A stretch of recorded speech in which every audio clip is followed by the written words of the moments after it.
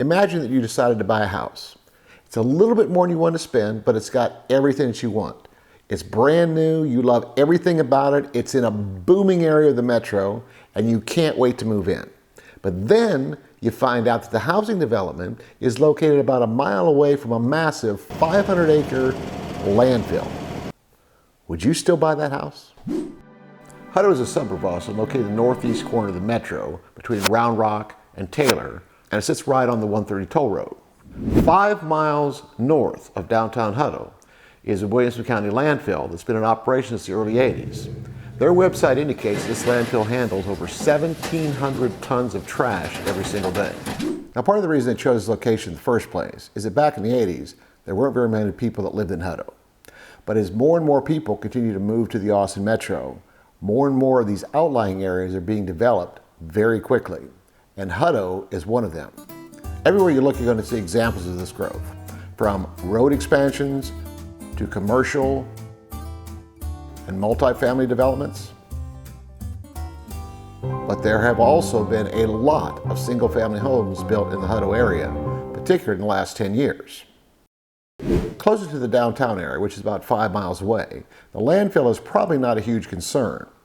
But as more and more of the area north of that downtown area is developed, those houses get closer and closer to that landfill. That light-colored dirt up in the horizon is the landfill. Now, even though this street will eventually have a fence to obstruct the view of that landfill, it will probably be easily visible from a second-story window. Well, the first question you might ask is, why is this even a concern? Well, that's going to depend on who you ask.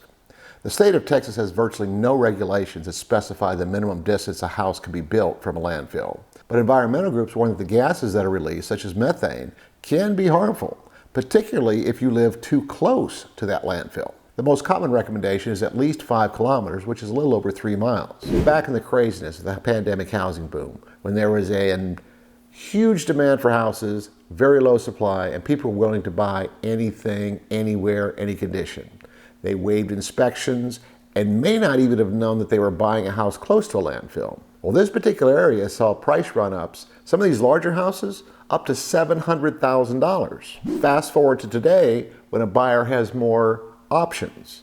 The question becomes, what happens to the value of these houses? If you had the opportunity to buy a $700,000 house in Hutto that was a mile away from a landfill, would that be your top choice? Or would you rather spend that money to buy a house in another area of the metro which was much further away from this landfill?